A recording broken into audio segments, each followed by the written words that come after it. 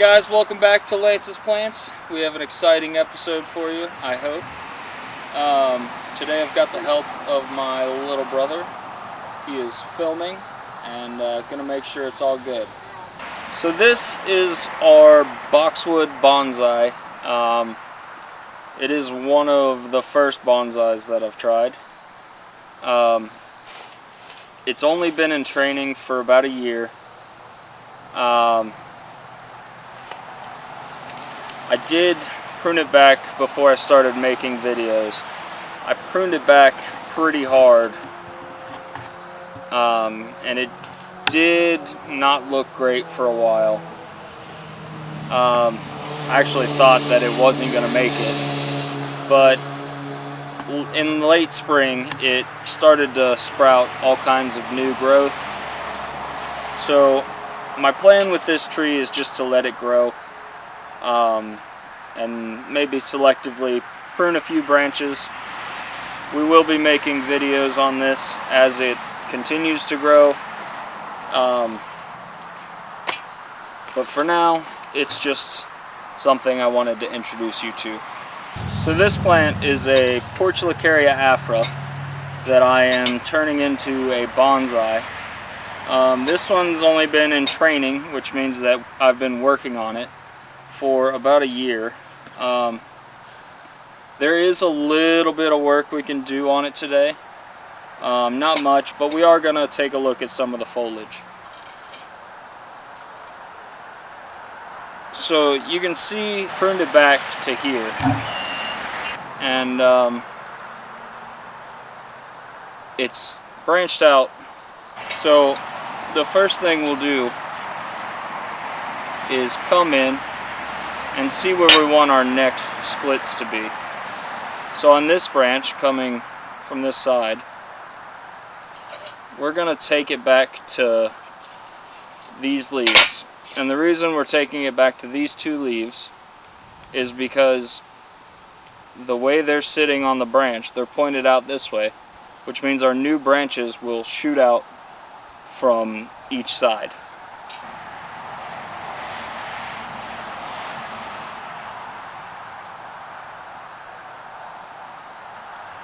So that did it. And when you condense the whole tree multiple times, the branches will get quite large, and that's what you really want in a nice old looking bonsai. So I think our next branch will be the one opposite, and we'll do the same thing. We'll come back to leaves that are facing outward.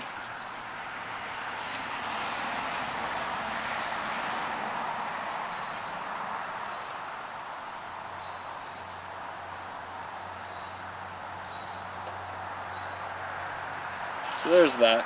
So you can see that I've shortened them, not too far, but substantially enough. So they will branch out from here, and then we'll come back and cut them again, and they'll branch out from there, and this will be quite filled in and not so scraggly looking. You see how this one's just angled down? I don't really want that. I don't want branches hanging straight down. So we'll fix that. It does have a nice side branch angling upward, so we'll cut this back to that.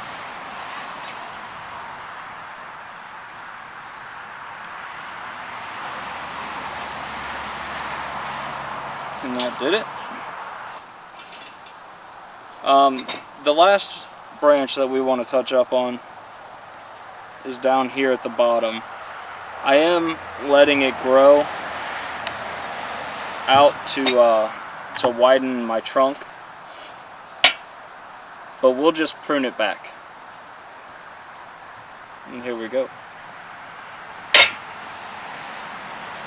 And there we go.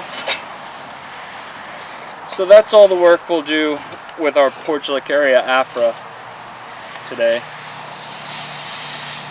I think in the future we'll get the further ramification and it'll look more like a tree and be quite nice. So the cuttings from our portulacaria Afra, because it is a succulent, we should be able to let them dry out and calcify on the cut, and then put them in soil and let them grow their own trees. So maybe I'll have an army of portulacaria Afra. So this is our willow. In the last video you saw that they weren't doing so well. This is the only one that made it. Not of the cuttings that are in water, those are still doing fine, but the ones that were potted, they dried out and didn't make it. So this is the only one left, and it doesn't look like much right now, but we are going to do the same thing we did with our portulacaria Afra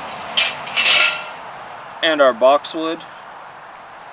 We are going to come in and shorten it, condense the branches, and get them nice and fat, and that way we can have ramification, and as it grows it'll start to weep like a weeping willow should. So I think our first cut is going to be right here, and I say that because the branch coming out from this leaf is pointing away from the center of the trunk. I don't want to crowd the center. So as this one grows and becomes the leader, it'll take the tree out this way, which is what we want. So here we go. And just like that, we've shortened it quite substantially. I will put this in with the other cuttings and make it its own little tree.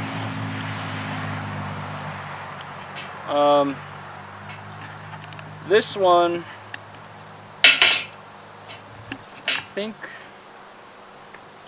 we'll come in a bit higher on this one.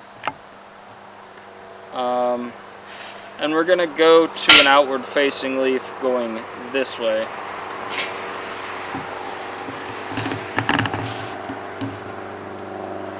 There we go. So the next branch that takes off should start in this direction, which will ramify back and keep it kind of straight as it grows.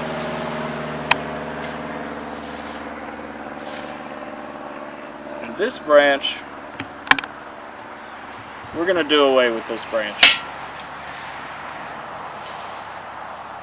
It doesn't have as much vigor as the other two, and if you can see, they all three come out from the same point.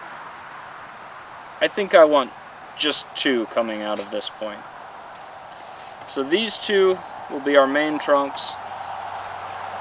This one will be gone. There we go.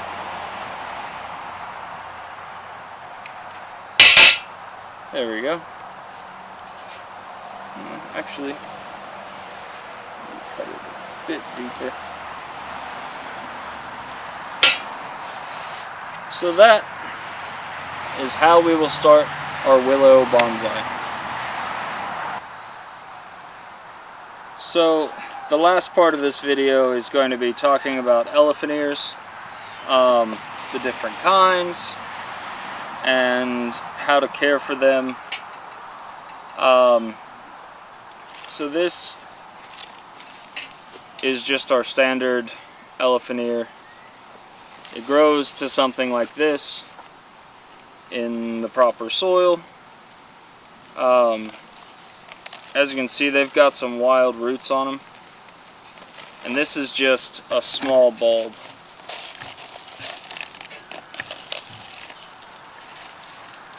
I'll take it out so you can see.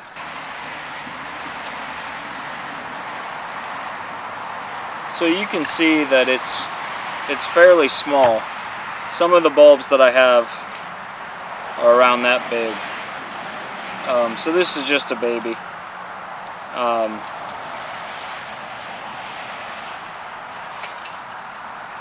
you can see this is just a medium-sized leaf.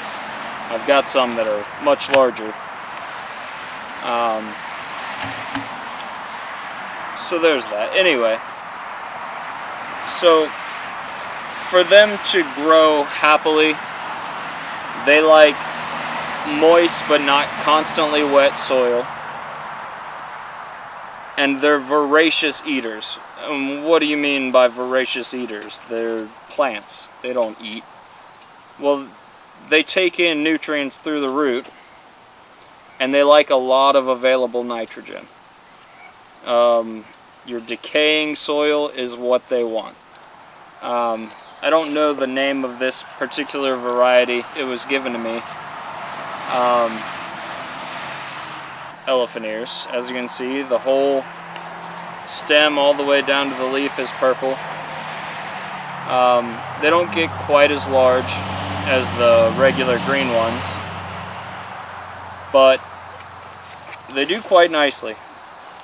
And some people say that, oh, they're dyed purple, they won't stay purple, but these ones do. They overwintered purple. So I'm going to talk to you about how to plant these, where to plant these, when to plant them, and then how to bring them in for the winter if you live in a colder climate like I do. So to plant them, you want to plant them in the spring, a little before Mother's Day if you're in Ohio.